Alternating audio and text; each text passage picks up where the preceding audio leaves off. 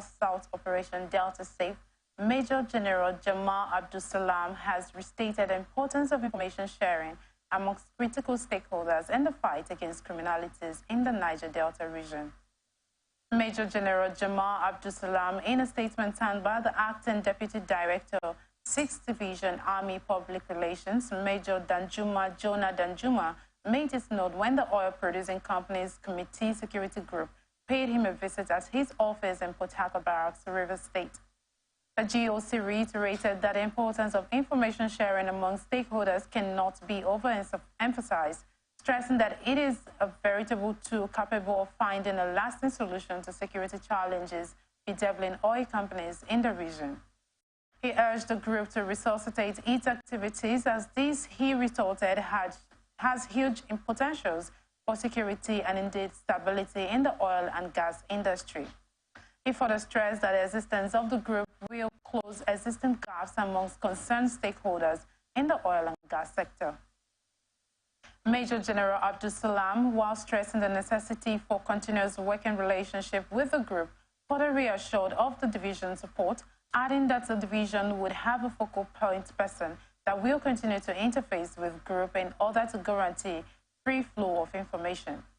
The team leader, OPCC, Mr. Abiodun Oderinde, remarked that the group was at the division to intimate the GOC of its existence. Abiodun added that they were essentially out to create more awareness of the group's existence, adding that this will place the group on the trajectory to realize its objectives.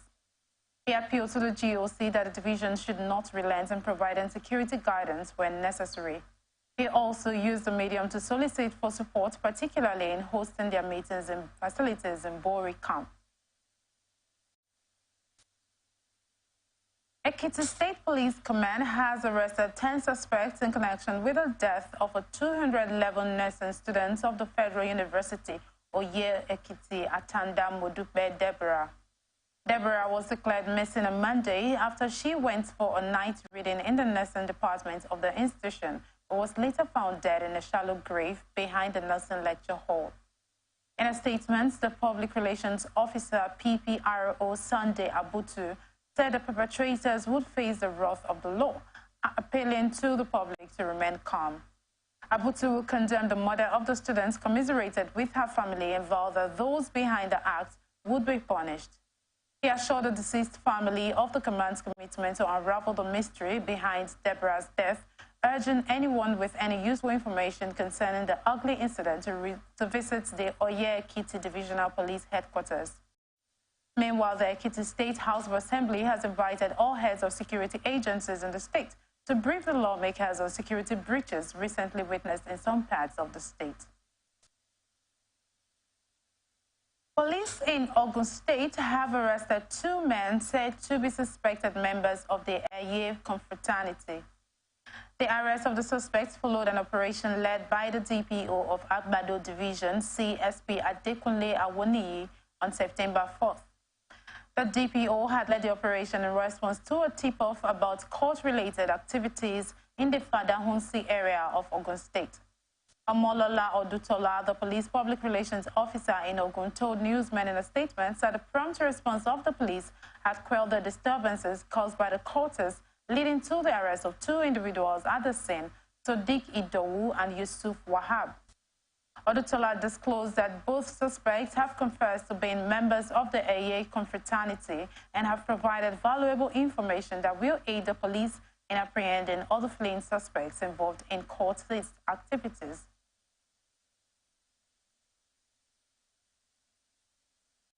Operatives of the National Drug Law Enforcement Agency have arrested 2 suspected drug traffickers in Yobe State. This was disclosed in a notification of arrest and seizure made available to newsmen by the command's principal staff officer, media and advocacy, Ramatu SB. The arrested suspects include 26-year-old Gabshia Modu, who was discovered to be in possession of 80 blocks of dried weed suspected to be cannabis sativa, weighing 60 kg. He was intercepted during a stop-and-search operation along Kano Nguru Road. Another suspect, Suleiman Mohammed, was also arrested for being in possession of cannabis sativa weighing 5 kg. The The chairman and chief executive of NDLEA, Brigadier General Mohammed Buba Mawa, retired, recently charged officers and men of the agency to remain steadfast in their effort to ensure that drug demand and supply are reduced to the barest minimum across the country. Operatives of the Kano State Command of the Nigerian Security and Civil Defense Corps have apprehended 7 suspects alleged to have vandalized cables at various locations in the state. The SC Ibrahim Idris Abdullahi, spokesman of the command, confirmed the arrest of the suspects to newsmen in Kano. According to him, the arrest followed a surveillance by a team from the command in conjunction with vigilante officials. The spokesman explained that investigations into the cases have since been completed, and the suspects will be charged to court with conspiracy, vandalization, as well as receiving stolen property. 19 persons were kidnapped in the Buhari Area Council of Abuja, while no fewer than 30 persons were reported to have died in a landslide caused by activities of illegal miners in the Kuje Area Council of the Federal Capital Territory. These were revealed during the maiden meeting between the FCT Minister Nyesom Wike and the 6th Area Council Chairman. The minister, who was concerned about the development, said he would summon the FCT Director of State Services as well as the Commissioner of Police to be comprehensively briefed about the kidnap incident and facilitate rescue operations. While asking the council bosses to set up a surveillance task force in their areas to monitor mining activities, Wike said he would meet with his counterpart in solid minerals, Dele Alake, to eliminate illegal mining in the FCT. Speaking on the challenges confronting the councils, Daladia Chia appealed to Wike and the Minister of State, Dr. Maria Mohammed, to come to their aid. You are watching The Transition on Atlantic Television Network. We return after this break.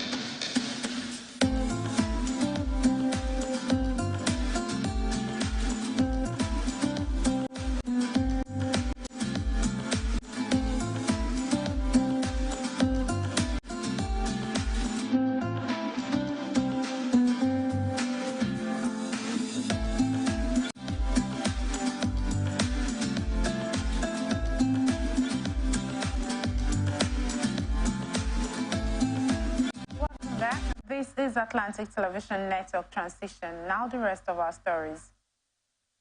House of Representatives has raised concerns over the rate of crude oil theft in the country as it calls for decisive actions by the federal government. The Speaker, Tajuddin Abbas, while declaring the hearing in Abuja, stressed the need for urgent action before the country is thrown into deeper fiscal crisis due to dwindling revenues from the oil and gas sector endangered by crude oil theft. Honorable Tajuddin Abbas, who was represented by Honorable Ado Doguwa, assured that the federal government is ready to address the situation for the growth of the oil sector.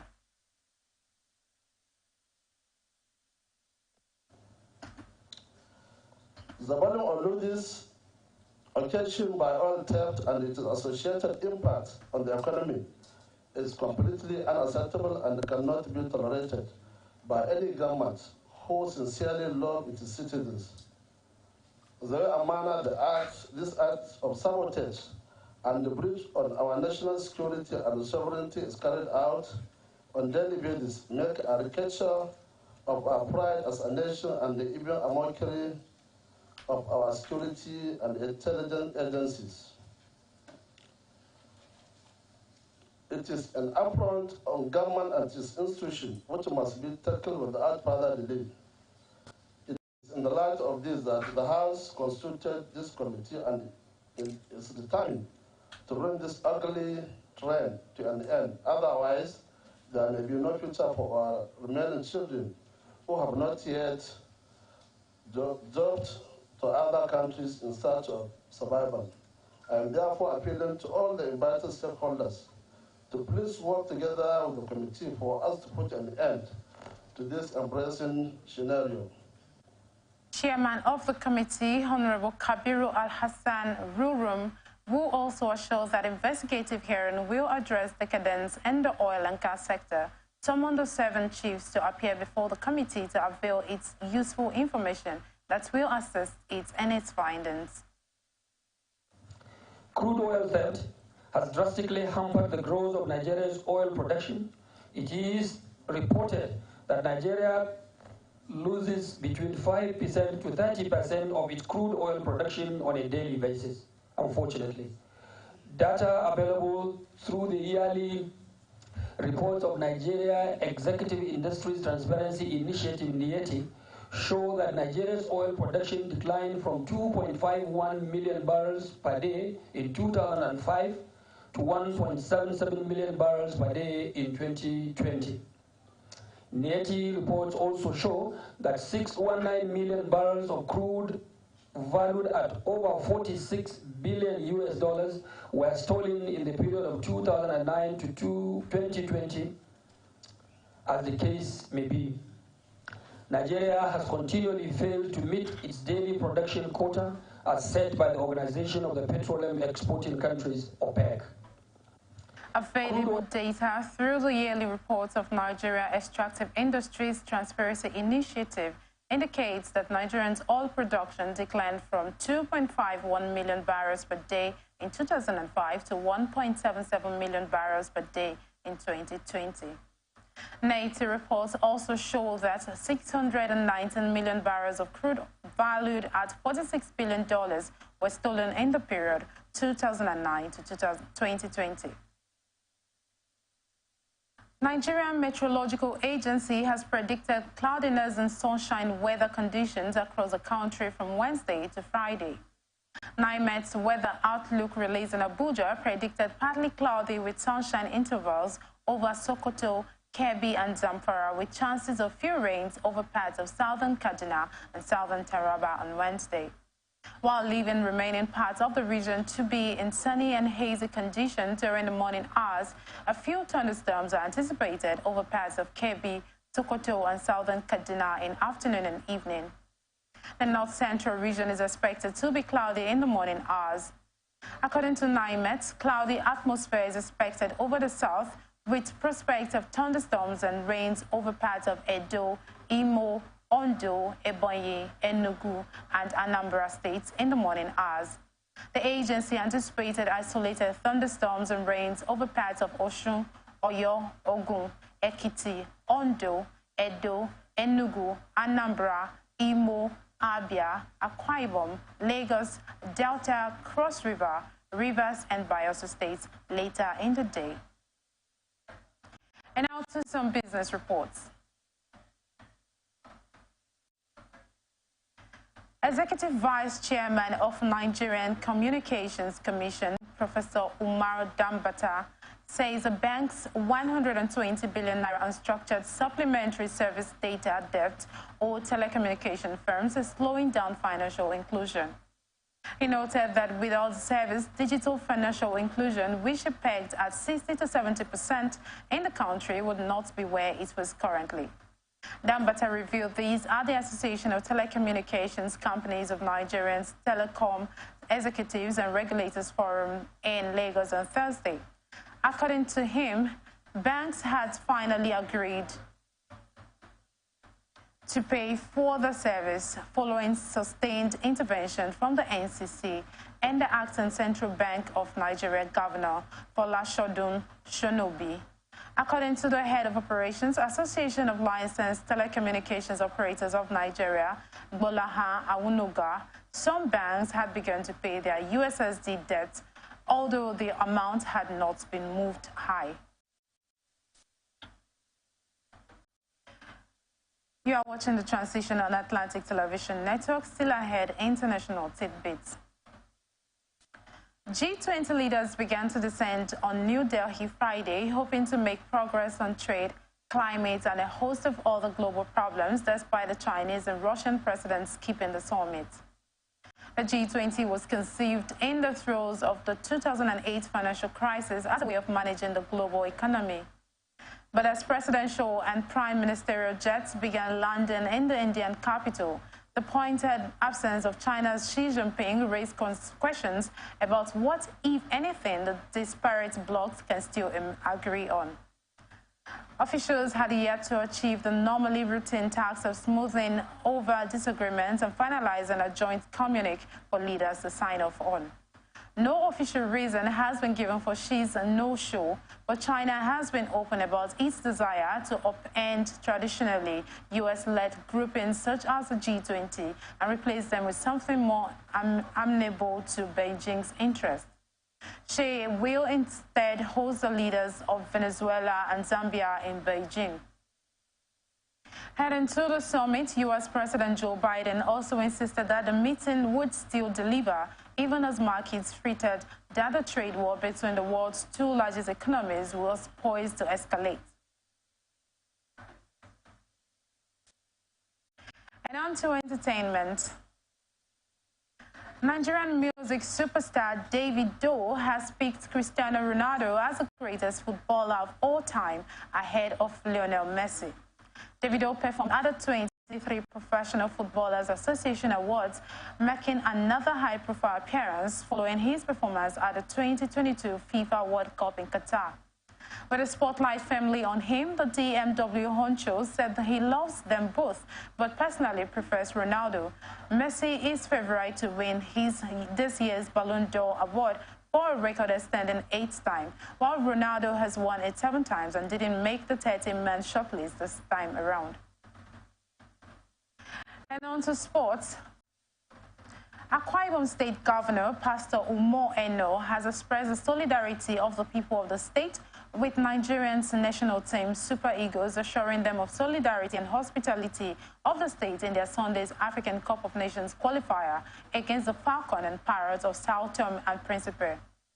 In his interaction with the Super Eagles contingent at their 4 points of Sheraton Hotel camp at Ikorekmene, Governor Eno welcomed the team to the peaceful and hospitable ambience of the state and assured them of security and safety. The governor congratulated the players for making it to the national team and encouraged them to play their best to make the country proud, assuring that he will continue to show solidarity with the team throughout their stay. He noted that football remains a major unifier in the country, describing it as an exemplary sport that is worthy of emulation by others, including politicians. Governor Eno thanked the Nigerian Football Federation for choosing Uyo as venue for the Super Eagles' home encounter among the numerous cities in the country. NFF Deputy Secretary General and leader of the Super Eagles contingent, Dr. Emmanuel Ekmeme, thanked Governor Umo Eno for the warm reception accorded the team since their arrival in the state and expressed appreciation to the governor for showing deep concern to the team by visiting them in camp soon after their arrival in the state.